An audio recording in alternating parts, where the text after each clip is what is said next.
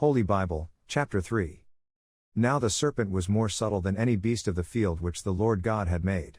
And he said unto the woman, Yea, hath God said, Ye shall not eat of every tree of the garden? And the woman said unto the serpent, We may eat of the fruit of the trees of the garden. But of the fruit of the tree which is in the midst of the garden, God hath said, Ye shall not eat of it, neither shall ye touch it, lest ye die.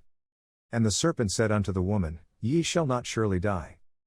For God doth know that in the day ye eat thereof, then your eyes shall be opened, and ye shall be as gods, knowing good and evil. And when the woman saw that the tree was good for food, and that it was pleasant to the eyes, and a tree to be desired to make one wise, she took of the fruit thereof, and did eat, and gave also unto her husband with her, and he did eat. And the eyes of them both were opened, and they knew that they were naked, and they sewed fig leaves together, and made themselves aprons.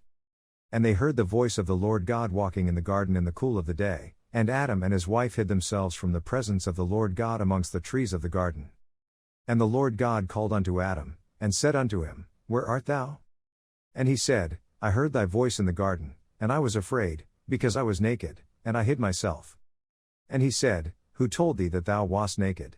Hast thou eaten of the tree, whereof I commanded thee that thou shouldest not eat? And the man said, The woman whom thou gavest to be with me, she gave me of the tree, and I did eat. And the Lord God said unto the woman, What is this that thou hast done? And the woman said, The serpent beguiled me, and I did eat.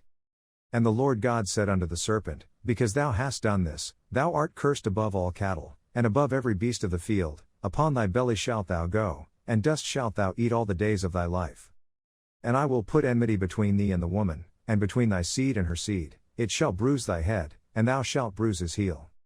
Unto the woman he said, I will greatly multiply thy sorrow and thy conception, in sorrow thou shalt bring forth children, and thy desire shall be to thy husband, and he shall rule over thee.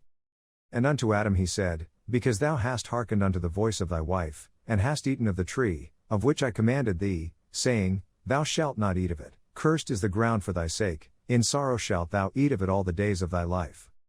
Thorns also and thistles shall it bring forth to thee, and thou shalt eat the herb of the field.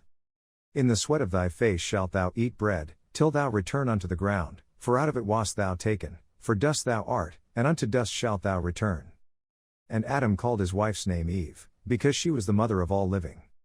Unto Adam also and to his wife did the Lord God make coats of skins, and clothes. And the Lord God said, Behold, the man is become as one of us, to know good and evil, and now, lest he put forth his hand, and take also of the tree of life, and eat, and live forever. Therefore the Lord God sent him forth from the Garden of Eden, to till the ground from whence he was taken. So he drove out the man, and he placed at the east of the Garden of Eden cherubims, and a flaming sword which turned every way, to keep the way of the tree of life.